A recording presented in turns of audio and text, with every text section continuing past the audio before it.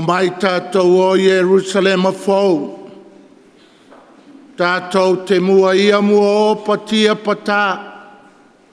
Tau whono ele atu e fio mai. Whapa ia o tātou whaivalo filima. Whapa ia o tātou mātua. Whapa ia o tātou whaiaonga. Whapa ia o e mau. Tama matene o la laumua. Sangato petelo sanele ile maunga nei. Suafal tama malealo maleanganga pa ia. Ia whatasi le lima auto. Le nei taulanga pa ia. Tātou tui whaito o le langi. Pa ule tanoa o le kalasia ma le whamanianga le atua. Le tātou aonga. Le loto I whale. Sangato petelo sanele.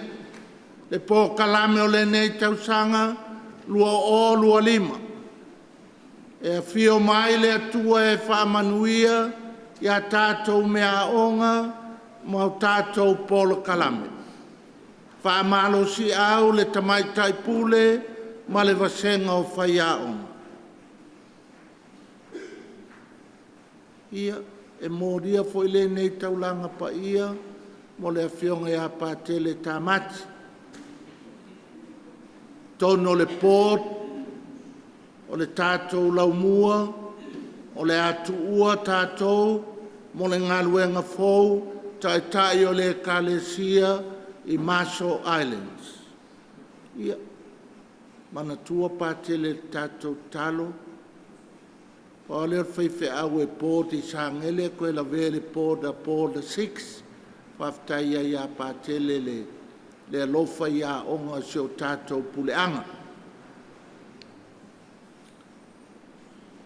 E mua lava, o na tātou to ele ma whāto ese, taimi tātou te pai e ai, whai mea onga, taimi tātou te leu stai ai, I whai a onga, ma taimi tātou te fia tama ama, fia tene I o tātou mātua, whai atu le atu e whamangalo I tātou, a vea malawa tātou o suli o ana sākala me tapa ia.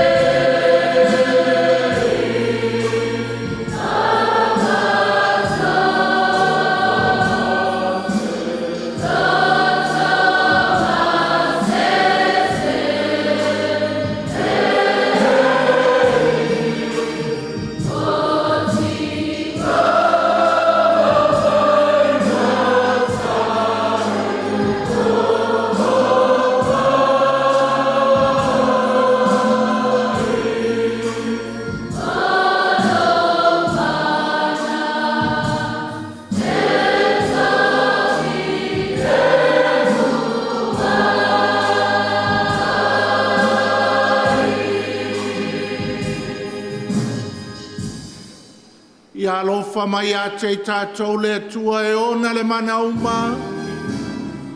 Whamangalo tātou mai a tātou angsala, ma taitai tātou i le ola e whavavau.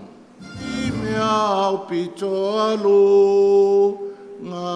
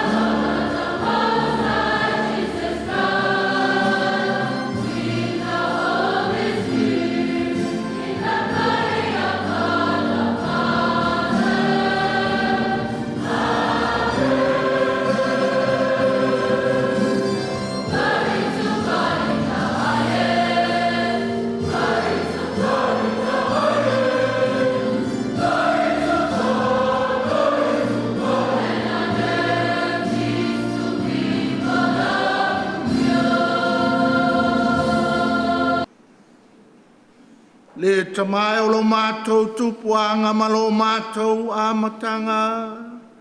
A whio mai le nei tai au fōu. Whapai a lo mātou lau mua o sangatu pe te lo sane le momo nei. Au mai lau kalasia ma lau whamanuianga. Ia lo mawhana o le lau mua. Ina ia lātou te patasi a te oe. Ia so umo le tausanga whale aonga. Whapai ei mātua ma le ainga whai aonga. Ina ia lātou tau ma whai pēa. A wale lumana i o alo ma whanau. O la mātou tatalo lea. O no ke li solo mātou ali i. Thank you.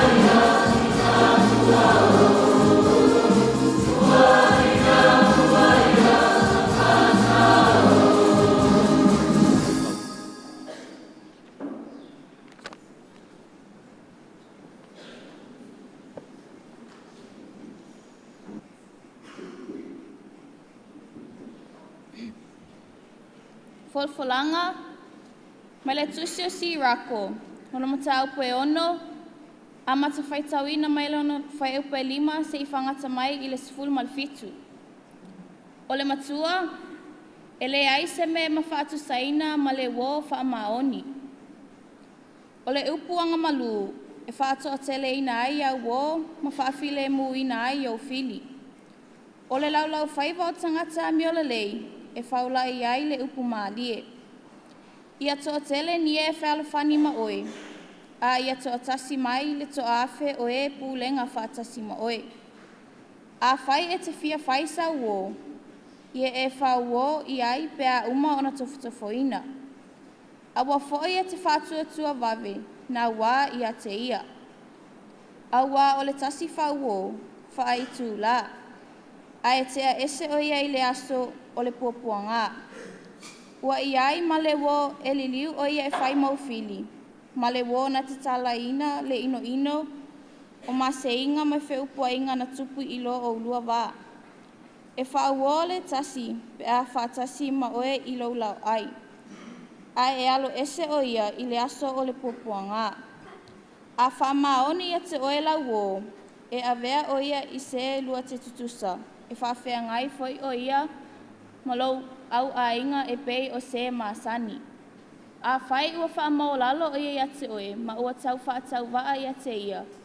Lava I au luma, ona e mawai lea se whalwhani I o matua le lei. Ia e alo ese I au fili, ma ia e whai tete I au wo. O le wo moni, o le pui pui malosi lea.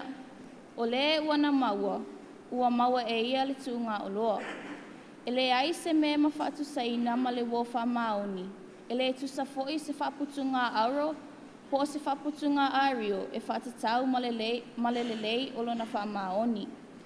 O le wo wha maoni, o le vaila au lea e maua ai le malosi ma le ola e whavau.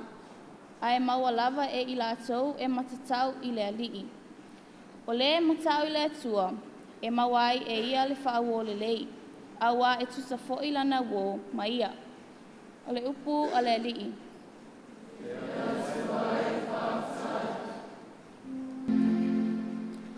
Ia e taitai ngā tua ui le ala, o au polo a inga.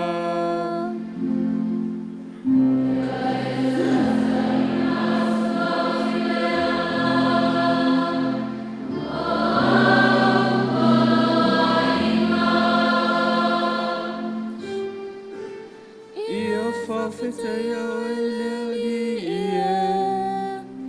di ia e awa o mai a te au I au tū la whono.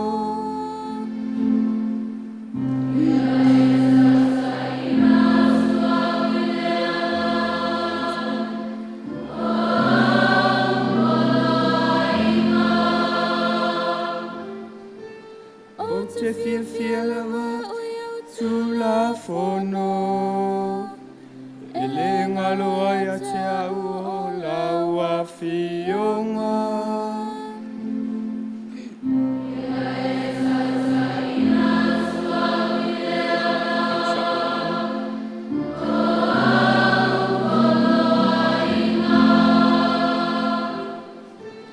Ia e whapupula mai au mata, ia ua ai lawa. I mea e ofo ai I lau tū la whono.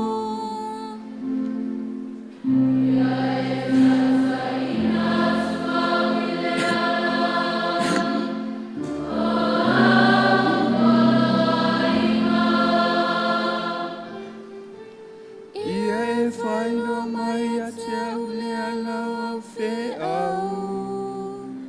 O nau ma whawhau lea I o wawenga.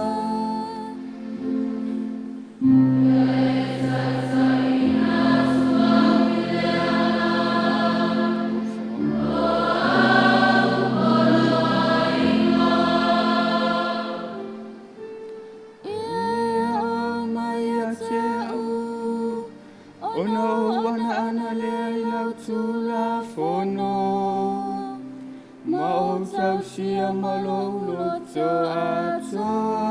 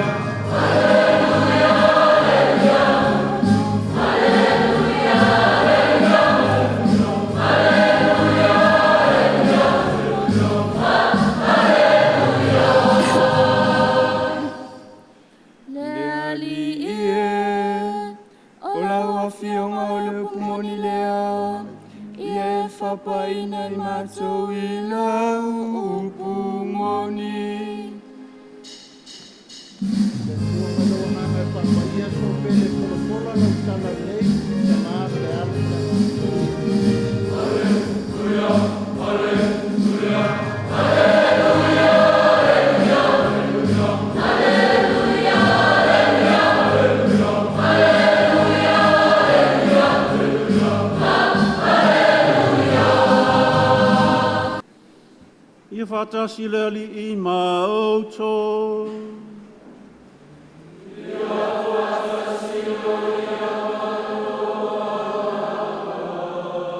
O le folanga le vangalia pa ia mareko.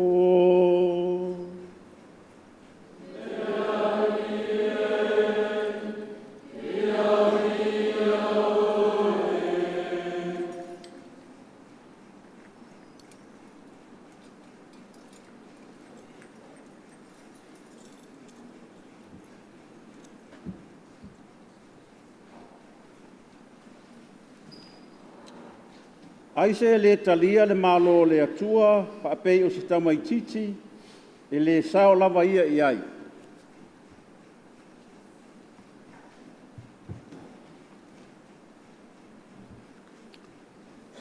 O na lātau au mai lea o tamaiti ia te ia, ina ia pa iane o ia ia te ilatou, a ua wawa atu le au soo I e na au maia.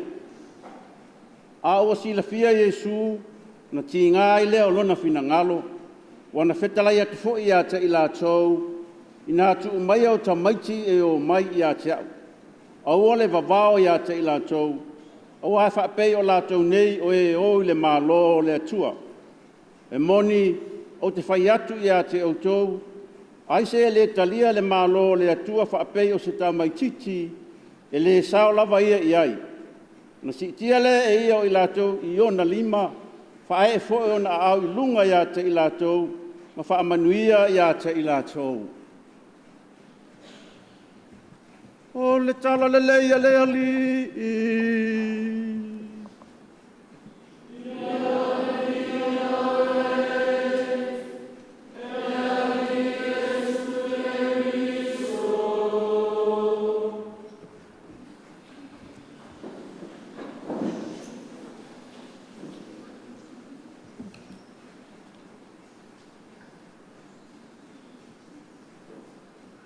Rei roa pe o whanga ngā uka mai kia o ngar kaimini. Aso ia o sa whaile wa alea a tamposko ka ure senga vau. So se ku unga lava le wa. O le kala lava vai masenu e whai kamai. Ngā le ko kolu au o lunga le wa. Ngā le ko lua ngai au lumba. Marco kasi le yo kalange maka le foi wa e ala lua a o ele ke lua panga pe ai ka makau e el ka lo anga vale ai anga vale e ka lo ka makau male ko lua le luma o le aitia la. O au o le kangaka i au kafa. Ma le koolua i au luma. Mai le a pā o le whanga i kai whale ula, se i kau i kai ia pia. Ngā le kookolu ale e ke kalango ai, ma wha malosi au ai. Au ai ke kepa i kua. E alu ele malosi.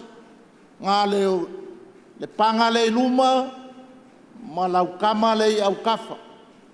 E whai e lau wha malosi au kai me o le kuunga. Pule ao e au kala e whai, ai au e ke songa e fuai. Au a foi e ke li liu ka kala i kua. Ko kolu au o i lunga le waa, o le pea i luma, ma le kangaka i au kafa. Pule o i au kala e wha amano si au ai, a ngā ko kolu a ngā e kalango ai. O le whai kaunga mua mai asi lako e le so. E kao whai le upu, o le whai wō le lei. O le whai wō le lei. I lunga o le wā o le senga wāo, ngā le kookolu a wō. E ke whau kua ma e wha malosi a wai, o le uilua i luma, ma lau panga. Ia, e loa uma ka koum ka alo la kapi, mo le wha malo si au, pe avaku lai, solo muri si kalamu, pe a lakur ka ngaka, laku wao akur ko whaasi koa, pe al mea ngā la wer ka koa o ngā ngewa i kai miang. Ngā le touch, e lengi touch ka ko mea e whai o la kapi. O le lui ngā mo ka kofa, mai le whai kaunga mua, whai wō le lei. O ko kongo a onga. A le lei ka ngaka e ke mingo ai. E ke le lei a kwai maoi. Le maa ngai al whai kaunga mua. A e mio ma uo le lei. O ke ka uaku maa ngai a lau piki. A e mio i ka maiki le lei. E ke lele lei ai foi maoi. E ke saua levanga a makal Misasa pe o ko kelele o mai. O le lui ngā mo ka kofa mai le whai kaunga mua, whai wō le lei. O le lui ngā mo ka kofa, mui vai leo ki kilo i kua. O lo, le la ka uaku au ke le, ko kolu o ke le iloi ngoa, ko o le ongo o ke iloi ngoa. Oi lau ko se fulfa. Whai wō le lei. O le salamo angei. O ke whaafekai leo i rua le ngā pesea salamo. Pau al mea ngau kango ki wha leo kere. Ai ki ak whaape ai a ki le ngā leo lai ki ma le lua mai. A le maa ngai ai o lua leo. E maa ngai a kulua leo loa. O le salamo, e lua upu ka ua lava sau ai. Whaafekai le akua, longa lua, le māngaia o lau kulafongo po o lau polo inga. O kako, ka mai ki a onga. E kele loa kulafongo le a onga kako feikai. Sale mea. A lau mai kula fongo el whai a onga ma le pule a onga. O lau kala e whai por salamo whakariai. Whawhekai le kele o kako kula fongo. E awa le ika. A mai kula fongo e sale nga oi. Sale kango fuole ako leisi. Sale kango momongo lau maruana e leisi. Mai whawhekai le kele o kula fongo mangai. O le salamo whakariai nga. Whaafekai le kusalamo e le kua i le maopopo o langa kula fongo. Kalunga o pule a onga uia, e le ai man kula fongo, waiwa ele manga. E pule lava oe lau me fai, a se lo pakanga oe. Ia, whailai ka mai ki ai ka mai sa o ngala ko mākua i Tamposko wa o ko le next generation nei. Kasi akula fongo Tamposko i polu masawai sa le malo vale. Pa wanga. E sam apu mai kula fongo. E ke puia lo les ka mai kiki o pakangar ka mai kiki nga al kula fongo sa le malo vale. Ai malo vale o lo kango fua e ules ka mai kiki. Ka kokoe ol fai kaunga mua. Fai wo le lei. Sa ngele, ka mai kai mali. Fai kako moto ngai kau sang. A apa aku makoso mai ka mai kiki la o le anga. Kango e fai lesking kiki ka pela o kelfongi ai fai ka mea onga. Mea ngā kau le fai wo le lei. Alo lai fai le vasenga mai, bale aka la ulango.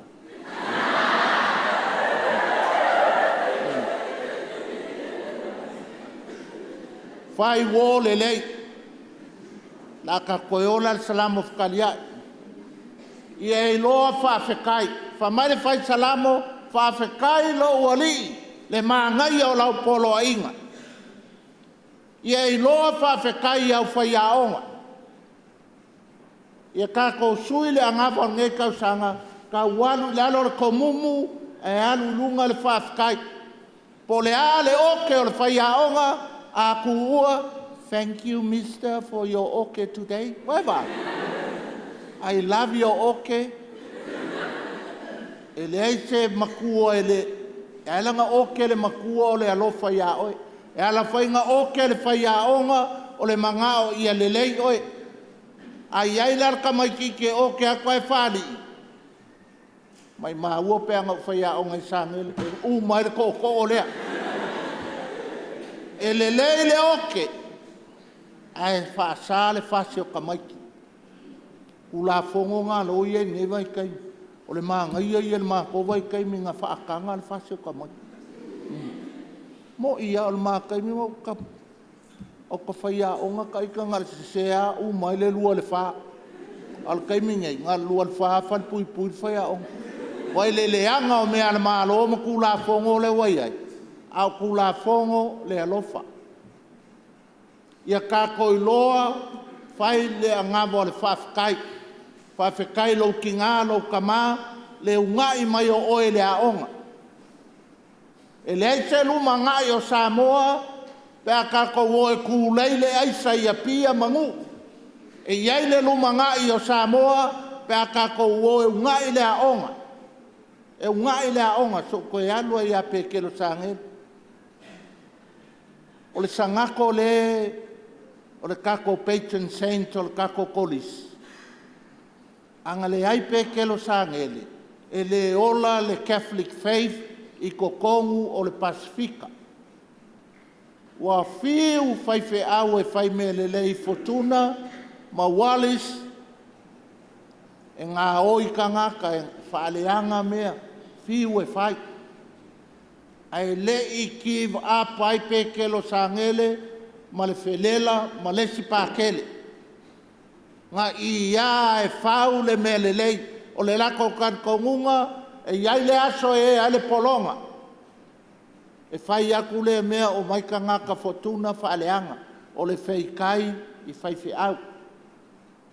Ai fai ale lo salio ma fai le kakalo fai au ka kou fai pea. E kali mai le ali ka maiki.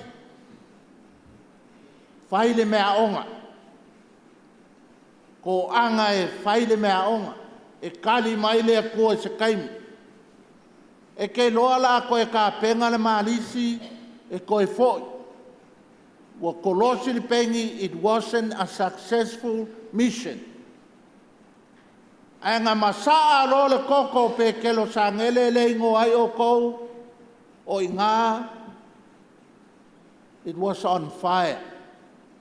Salalau le Pasifika wa maliu malekile pe ke lo sangele. Ma whaongalo ngā koko salalau ai le whakokua i le Pasifika. O le ingoa ngā o le koulau mua. I e iloa o pekelo sangele even though le kelo me le anga ngā kupu, he never gave up. He kept on, keeping on, kept on going. Ka mai o kākou. Pea kākou o le McDonald lai pia. Manga o vave ai vai ngai kiu ka vale a. A umi mai. Wā umi kele. Manga o kākou e fast. O lounga lue pungo wai. E kali mai le kua. Ai se hafa mai le evangelia le so. E faa au Yesu I kupulanga. E alofa muki vale Yesu I kupulanga. O le evangelia ngā ngei. Wai le maa ngai o. Fa mai le salamo fa afkai le kua I lau polo inga wau le le iai. E umalua koe mai e pese lua me le mangingo le pese ngau lua me anga fai. E maa ngai e le mako kali. Se usunga whakasi mele kali. I e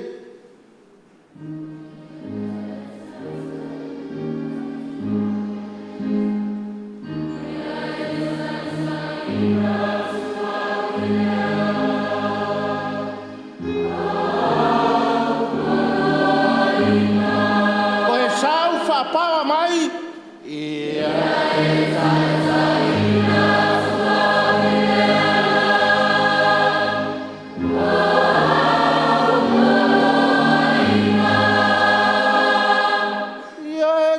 Angalea o ngai aso umale tama male teine sanele. O sangatu petelo sanele le fiungo fie. Na vai malima aso umale tama fai. Awa le tomu i lau fai a o ngā ai usitai I ai. Koe sau. Ia e sasaina suau I lea.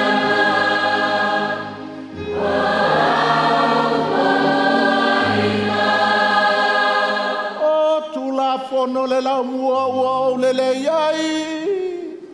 Le fai valo filima o Taitai mali fai a onga. Ai mai tele mātou pule au le lei.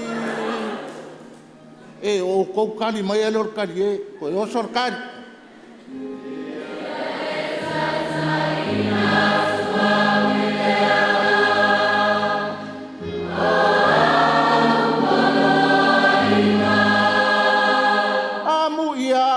Katoliko le lau mua. Awa e totongi e Mosese lau pili a onga. Ai malolo matu e to anga e fai ofu a onga. Ma le sitala ma fai me o lai le lau mua. Ia e sansa ina sua uia.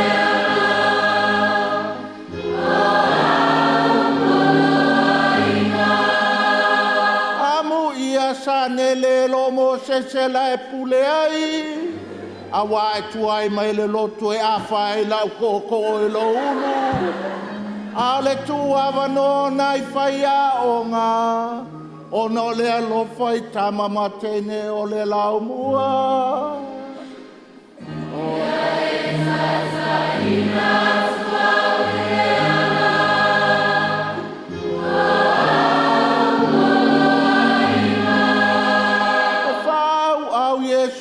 tama matene o le lau mua.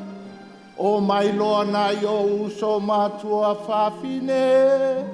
O mai tātou te whawhtai matua. I le tātou whaiwalo whilima e toa anga I le a onga. O mai tātou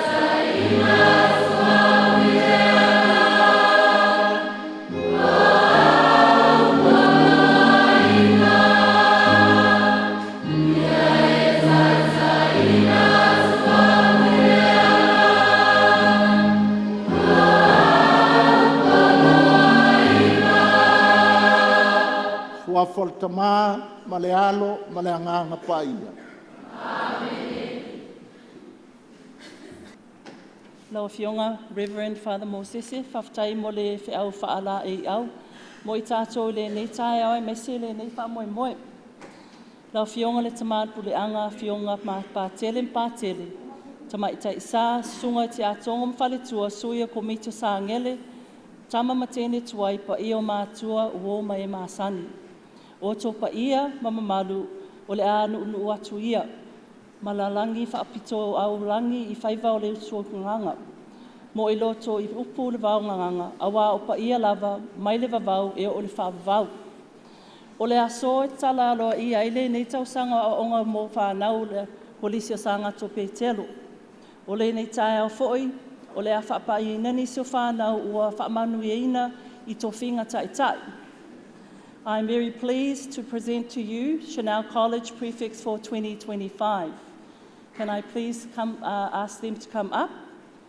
Head girl Cecilia Tupuola. Deputy head girl Mayfair Torvia.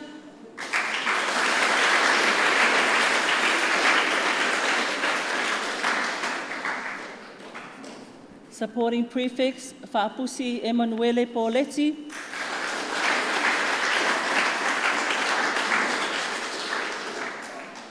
Angeline Siaosi.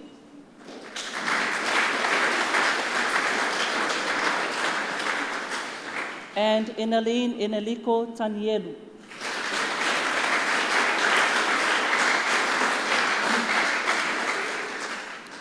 Head boy Joseph Luamanuvai.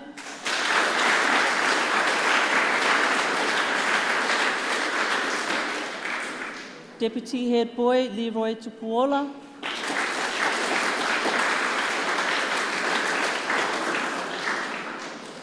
Supporting prefects Hiroshin Lemesio.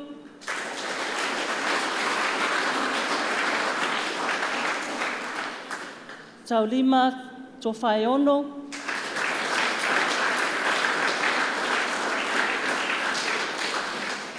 And Leslie Mataia.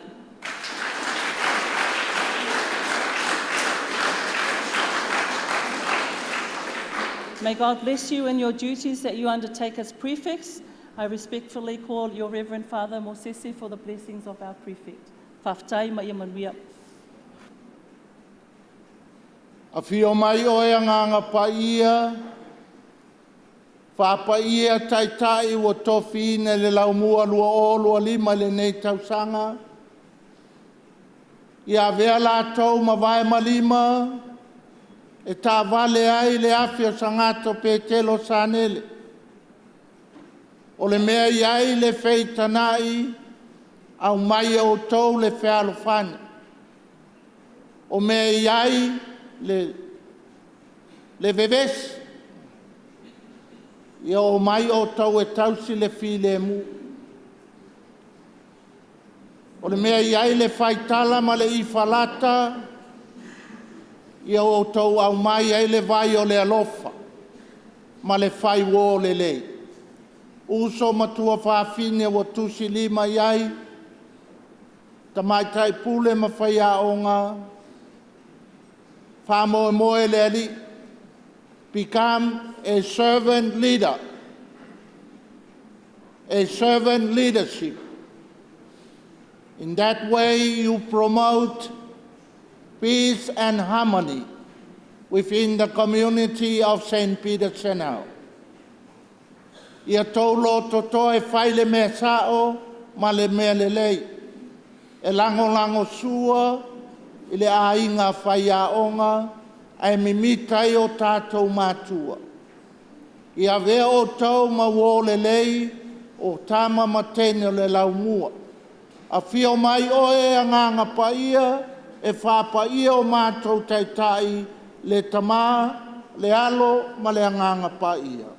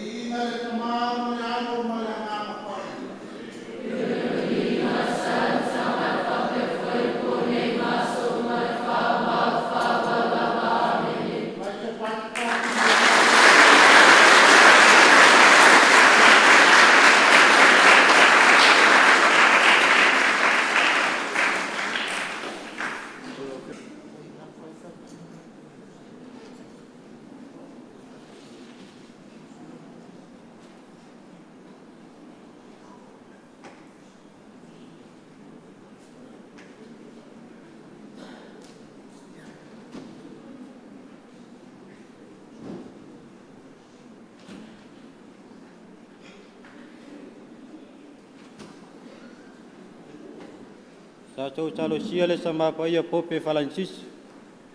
Mau na uso le Akiepikopo i le laulangi a soa. Alo fangia fo ilo sa tau malos. Awale chai chainan mo le lafu mamoi. Oleh sa tau le ngalea i le adi.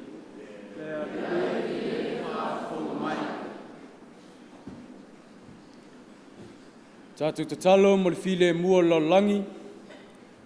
Tarsia foi le file mua lo tatu atunuu. Whapea foi a inga ma le kalesia.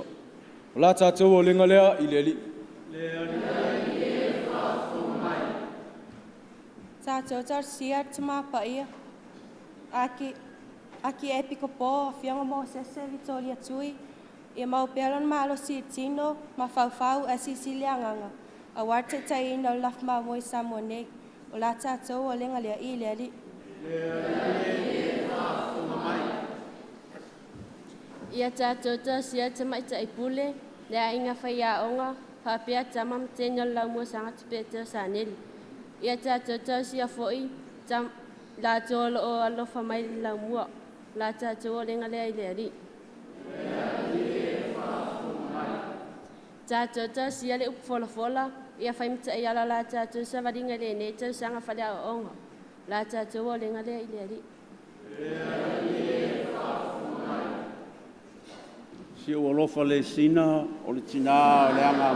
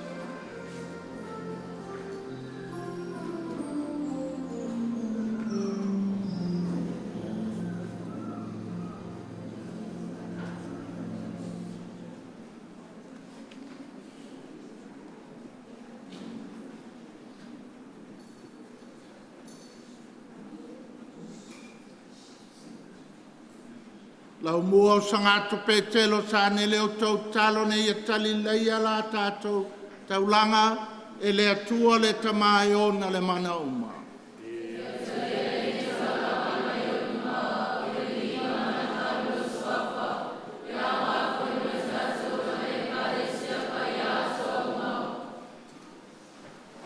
Le alie mātou whaia le nei mōlinga, ia vela mātou I whonga I le anganga, ma le upu moni, e ala mai ai le whaolatanga o le mātou laumua.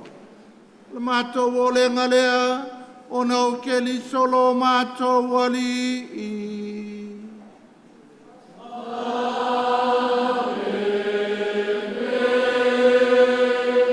Ia whatasi le ali I moto. Ia whatasi o ia maloa mama. Ina sia I toloto.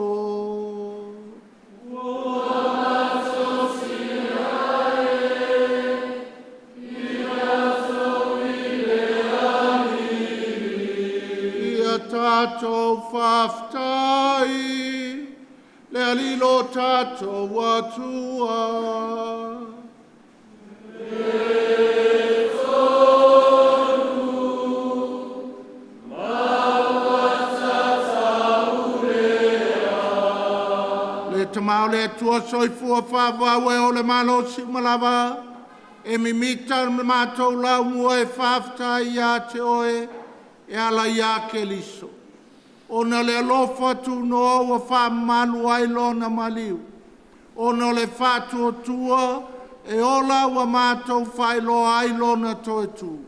Ona le whalango lango mausali, mātou te toe whatalitali I lona awhio mai. Mafuanga ia mātou whatasi mangelo manakangelo. Au paia umai le langi, au lātou suina la lātou pese whai tū mau, o lovi inga.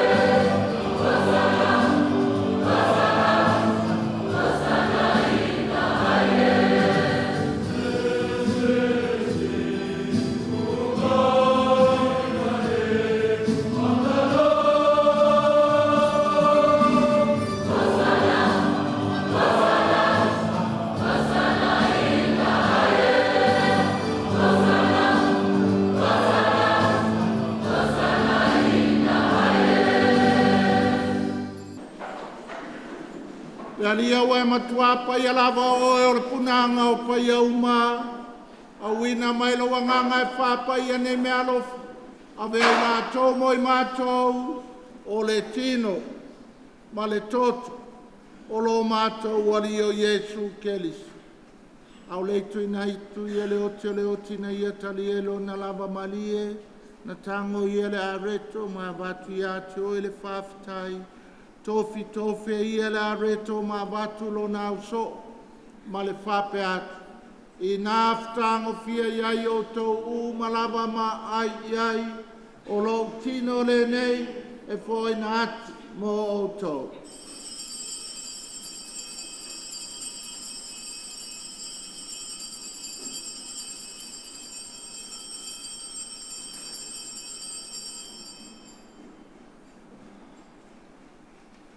Mai al tau maftanga na tango ia le to e vati atu e le whaftai ma le viinga, tu watu le ipulo nau so o ma le whape atu, I nāwhtango fia iai o tō malava ma wheinu iai, o le ipule nei o lo toto, toto le whengai ngā whau ma le whawawau, o le a whamalingina mo o tō ma tangata uma, mo le whamangalo ina o angsala.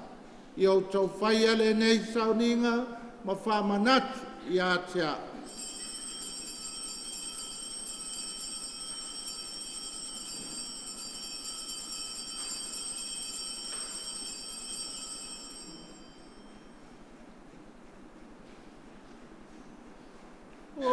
le misteri o le fatua tua.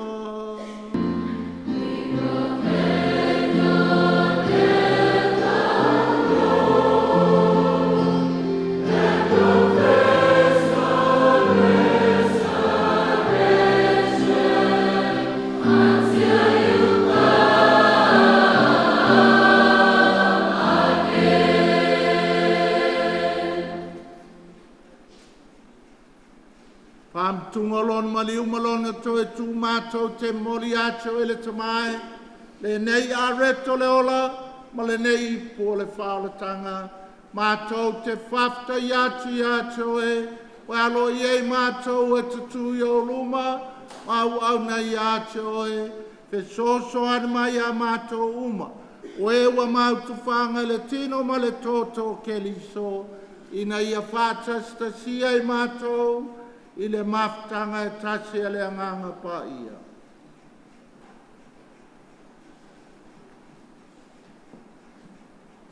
Le ali ia i manatua lawe ka le sia i lalolangi atoa. Ina ia mātou ola i le alofa whatasi ma Francisi lo mātou ta mapa ia. Mosese lo mātou Akiepikopo. Le itua i ngā sā.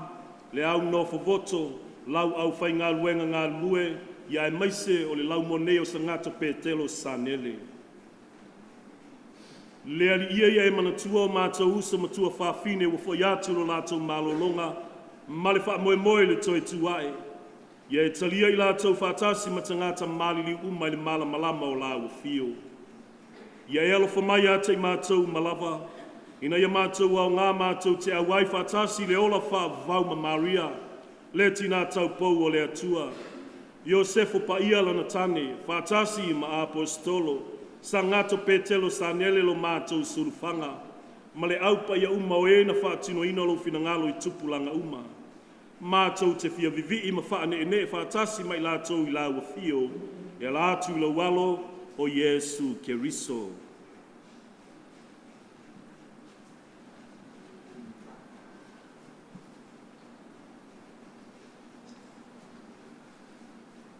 E tamana mana e ono ia whatasi mai ana ia te ia. I le maftanga ma le anganga pa ia. O le vinga ma le malu ato wai la wafio. I le whavavau lava.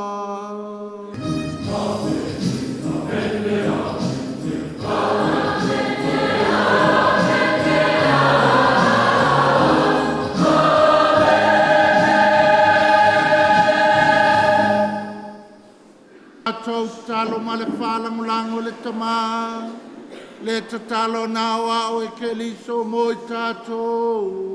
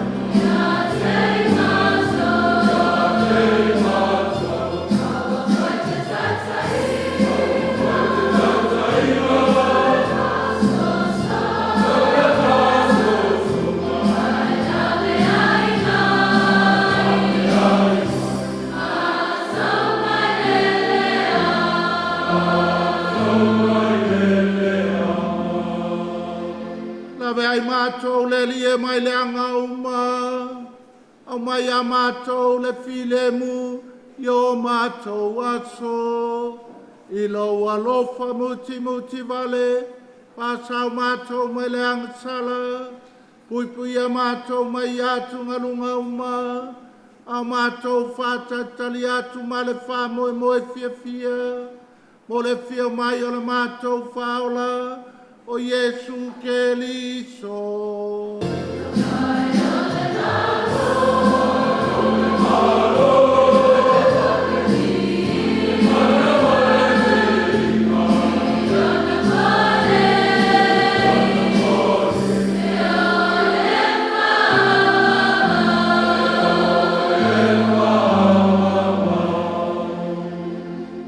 Yesu ke liso ne whai atu lau apostol. O te tu atu ia te o tau lau filemu, o lau filemu o te whoa ia te o tau. Awane e sila sila ia mātou angsala, a le whātou tu o lau e kalesia. Au mai a mātou le filemu ma le tase o lau malo, le ua e soifua i le whaavavau lava. Ia ia tau tau tu maule lofo ke liso. Whasanga tangata i o talane me e whai ai, I love you today.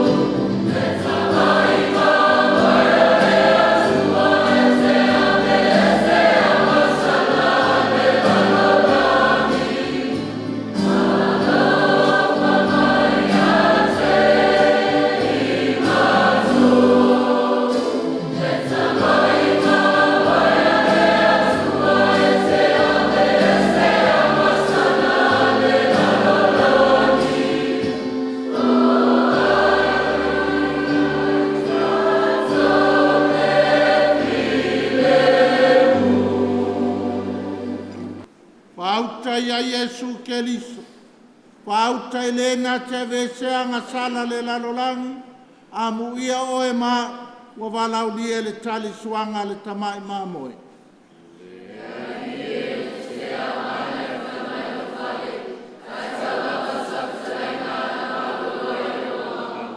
Pea tino ma le toto ke liso, maua o mai tātou le ola e whāwawau. Thank you.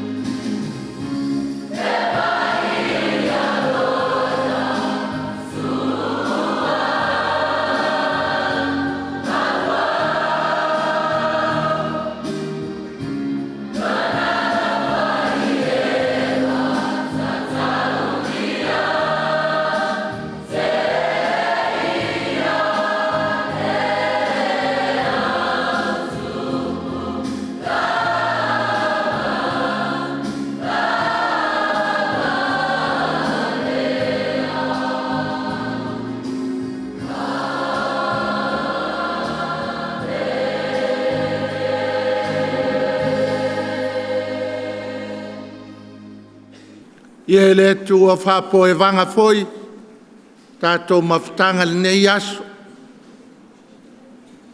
Whaftai foi le tamaitai pule ma le vasenga o whai aonga. Whai masui o pātele ma le whionga te akono e aso pele. Mita mitanga foi o mātou, le vavai atu le aputi mai o mātua, e lango lango.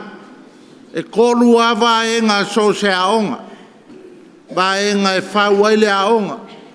O mākua, o alo ma whanau aonga, ma le a inga whai aonga. O mākou ma kamakuai, o le port, o benefactors, e lango lango. Ai a mālosi le kolu lea. E mālosi le laumua. E le mea māngai ang kupua ngai o le māngai ai o vi inga o le akua. Se o ngai mea o loku a le māngai a vi inga e le māngai a. Wakawhia loku a o le māngai o pespesenga a kamaiki a onga. Vāngai le au vāenga pesea salamo fiu ai whaale o ke le whakuing a la wale la longa kua mase mea. Ai whafkai whai a onga.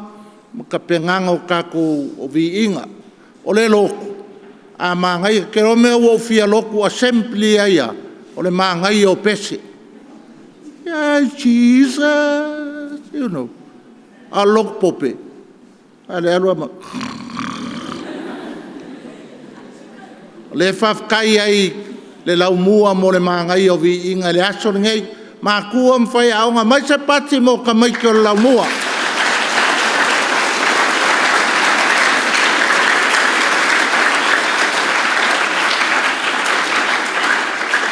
O le kala whangongoa, la kuua e lesi whaiwhi au ese le alofa i aonga, e le ngalo pake le tāmati o ke sau e la vea le port a Chanel, ko e la vea le port a Port 6. Ia, e lesi kako pule alo ma le me kofi erkangaka, ia a kofi o e ka whao kulisi o i Marshall Islands, o i ngale la pule a ia tāmati. Ia, pe a kofi o pe a ko anga ka mai ki kuai e o moko pa se o ya ta mate ka fa ke le yo fale ole e pikopo nga e ma nga ia maso an o lo se fale ole e pikopo a ngai samo e le se fale se e pikopo ia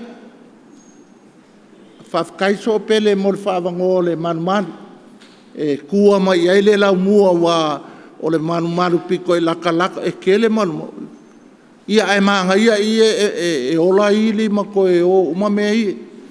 Ia mākua kou whaiva alo filima kiki whai kama ua kuu lava mea ai a whio mai whafkai. E ke loa me leile whafkai le au aiuri. Wa whaasako e tiusungi aiuri kongo le whalisa. O le pesta aiuri. Mai se paki mo aiuri a kolua.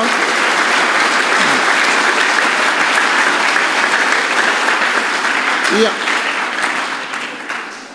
E le ngalo foi le kufinge le nga kaupou o mea ia.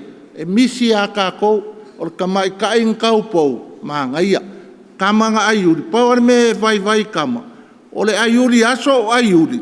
E le ese tusu. E pai. E ngā le kingo ai whaalongo. E whesili lai le au makua. E pakia paka le pa o le kingo. A le wali ia mai.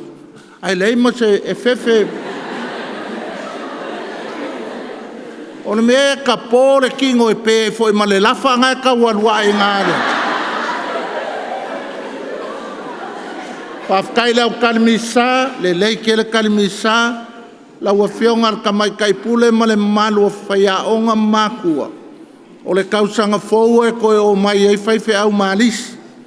E va lua markako ainga whaiaonga o le ponga o le pule angar ngei a le aise religious order e vai fole lako ua puki o le mai ngal kako pule anga o ke lo whako le anga le ainga whaiaonga le iai ai lo inkapo sāpongi whaiwhi au o ke kakalo ko le pule anga e saule lango ia o le mea ngā kou ki sila fia.